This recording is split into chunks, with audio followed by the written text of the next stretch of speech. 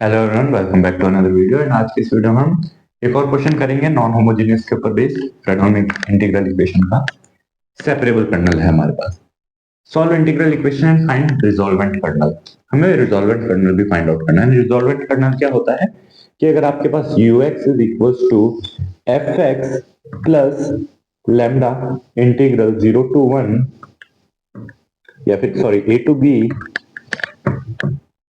के x comma t u t d अगर आपके पास कुछ इस तरीके से इंटीग्रल इक्वेशन है, फ्रेडहोम इंटीग्रल इक्वेशन, तो उसका रिजॉल्वेंट कर्नल जो होता है आर एक्स टी लैम्डा होता है if u x is equals to f x plus lambda a to b r x t lambda f t d t. यानी कि ऐसा एक function r x t lambda x t n lambda का ऐसा एक ये हमारे पास फंक्शन है रिजॉल्वेंट कर्नल कि जिसका कि इंटीग्रल अगर आप एफ टी के साथ लेकर के यहाँ पर पुट करेंगे तो आपको यू एक्स मिल जाएगा।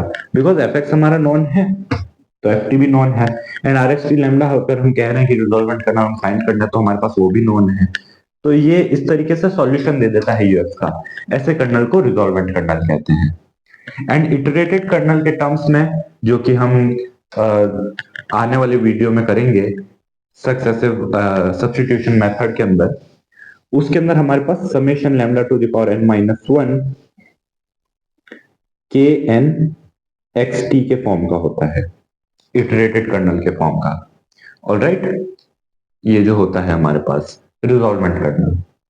तो आइए अभी देखते हैं हम फ्रेडहोम इंटीग्रल इक्वेशन के अंदर इस तरीके के क्वेश्चन में कैसे फाइंड आउट करेंगे। तो सबसे पहले जैसे कि हमने लास्ट वीडियो में भी किया, सेम वही काम करना है। एफ एक्स है आपके पास, सो हमने इंडिविजुअली स्प्लिट करके लिख दिया है lambda x integral minus 1 to 1 t u t d t, and lambda x square था minus 1 to 1 t square u t d t. सबसे पहले इसे लेट करेंगे C1 एंड इसे लेट करेंगे C2। सो हमें जो है ux मिलेगा हमारा f x plus lambda x C1 plus lambda x square C2। Alright, now यहां से हम लिख सकते हैं ut is equals to f t plus lambda C1 t plus lambda C2 t square. C1 के लिए क्या करना है, t से मल्टीप्लाई करना है एंड इंटीग्रेट करना है माइनस 1 to 1। तो t से मल्टीप्लाई कर लेते हैं एंड इंटीग्रेट कर लेते हैं माइनस 1 to 1। ये हो जाएगा हमारा C1।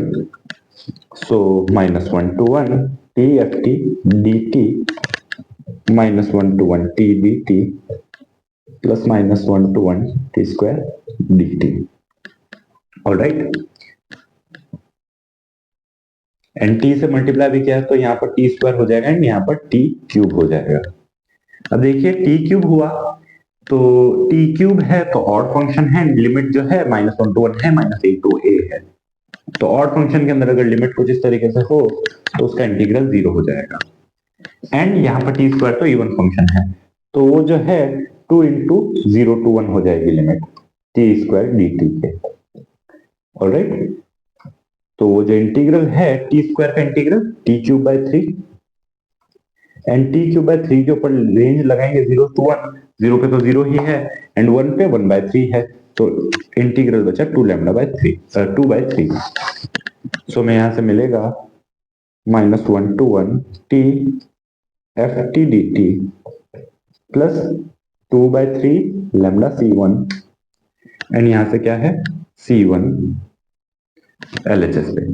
तो अगर RHS से इधर भेजें तो C1 1 minus 2 lambda by 3 is equals to minus 1 to 1 integral t f t d t. Similarly हम जो है यही काम C2 के लिए करेंगे तो C2 is equals to minus 1 to 1 इस बार टी स्क्वायर से मल्टीप्लाई करेंगे एंड देन इंटीग्रल करेंगे। So t square f t d t जो कि एज इट इज रहेगा हमारे पास बिकॉज हमें एफ टी गिवन नहीं है। लैम्डा C1 यहाँ पर एक एक्स है यानी एक टी ऑलरेडी है so t square into t t cube हो जाएगा -1 to 1 t cube dt, and ये जो इंटीग्रल है इन द एंड जीरो हो जाएगा, तो इसे हम पहले ही जीरो लिख देते हैं बिकॉज द ऑड फंक्शन है।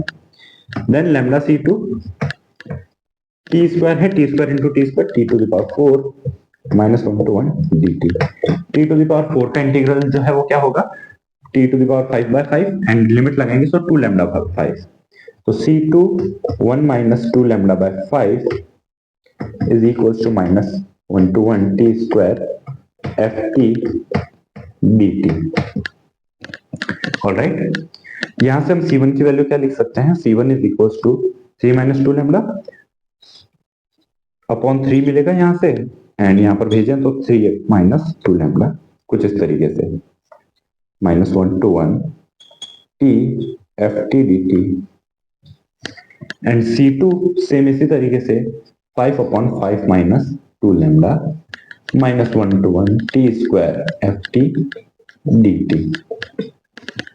यहां से हमें c1 एंड c2 की वैल्यूज मिली है।